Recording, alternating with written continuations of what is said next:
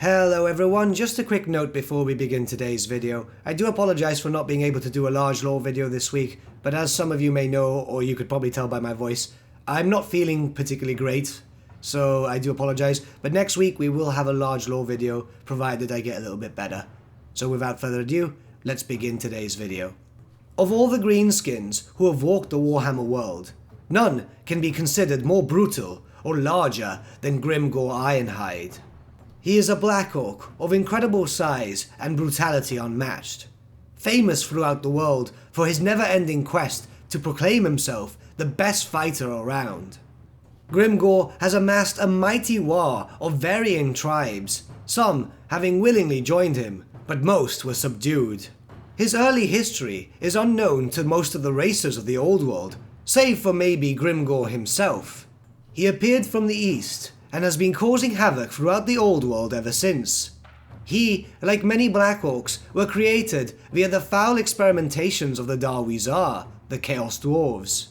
Made to serve their nefarious deeds, ultimately it is the foolishness of the Darwizar, believing that they could control these savage beasts, that led to the almost destruction of their race, and the greenskins roaming freely throughout the known world.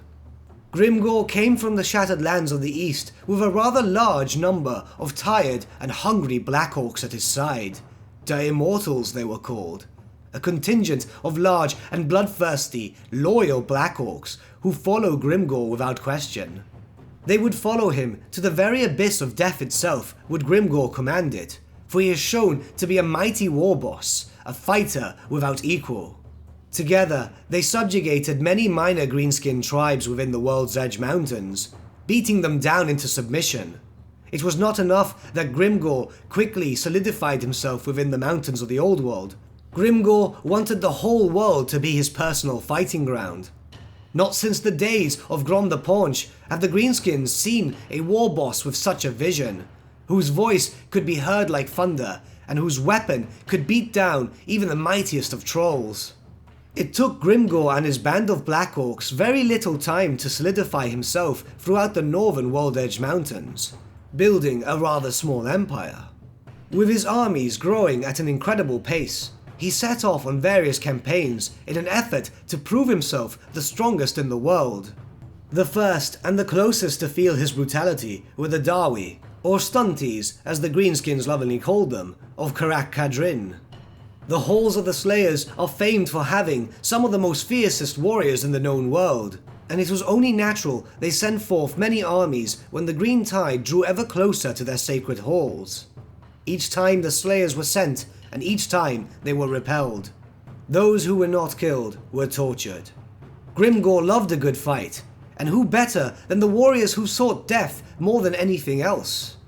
Eventually, even the Slayers of Karak-Kadrin, as strong-headed as they were, knew they could not defeat the mighty warboss. The Stunties knew well enough Grimgor wished for battle, and had no interest in the Slayer Keep itself, and thus resorted to staying within their hold, and allowing the eventual winter to deal with the greenskins. Winter would come, and to the surprise of the dwarfs, the greenskins did move on.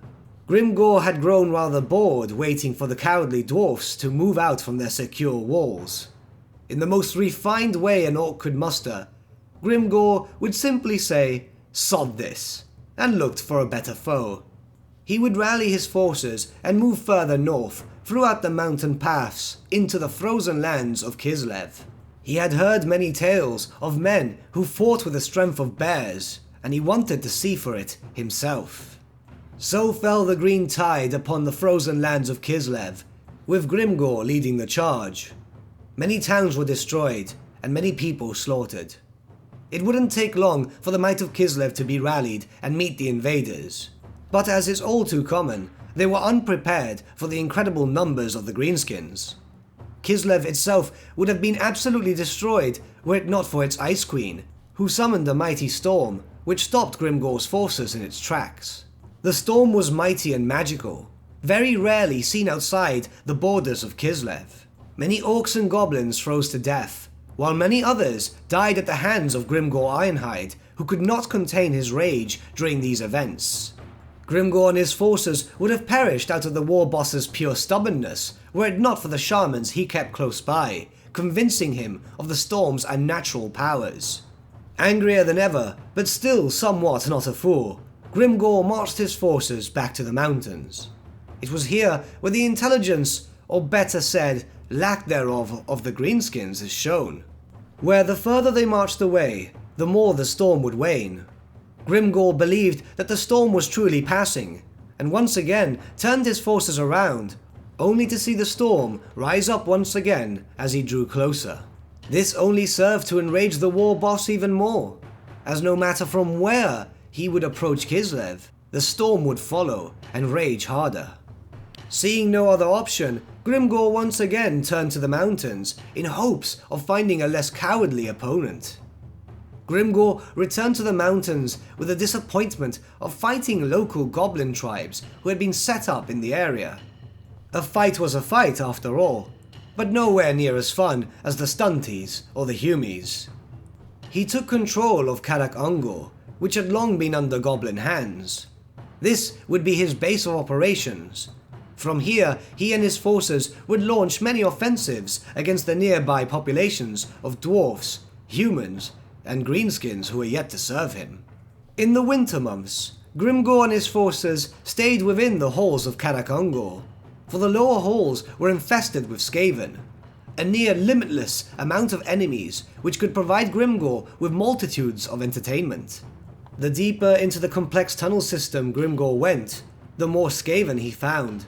Soon enough, it had been many moons since any of the civilized races had even seen Grimgor's forces.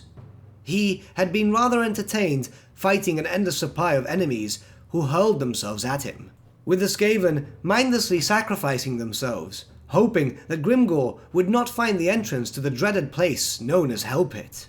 The Skaven were worried that eventually Grimgor would beat his way to the dreaded home of the Master Molders.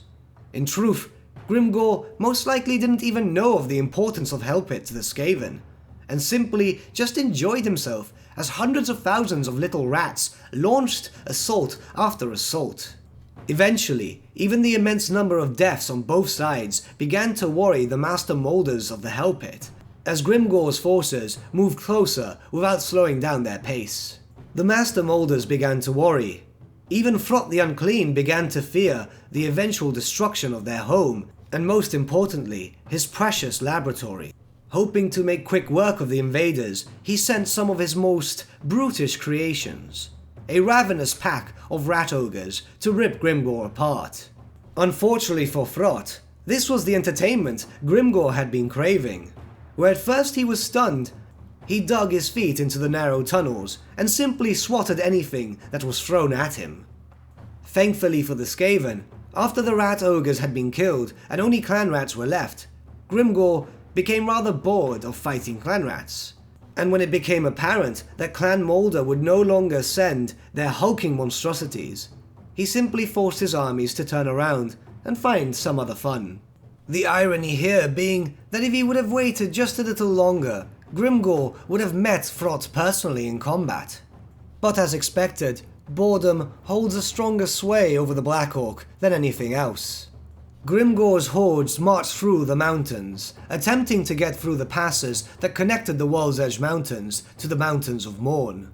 With great effort, and many dead goblins, Grimgor now roamed the lands to the east, causing havoc wherever he roamed.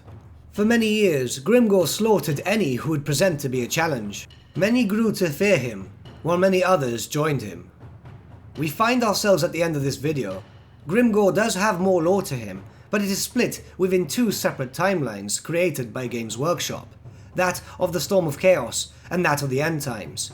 Both events I'm hoping to cover in their own series of videos in the near future. But until then, thank you so much for watching. If you did like the video, might I suggest giving the video a like, or even subscribing to the channel, as it really does help us out. Once again, thank you so much for watching, and I shall see you all again very, very soon. Have a good day.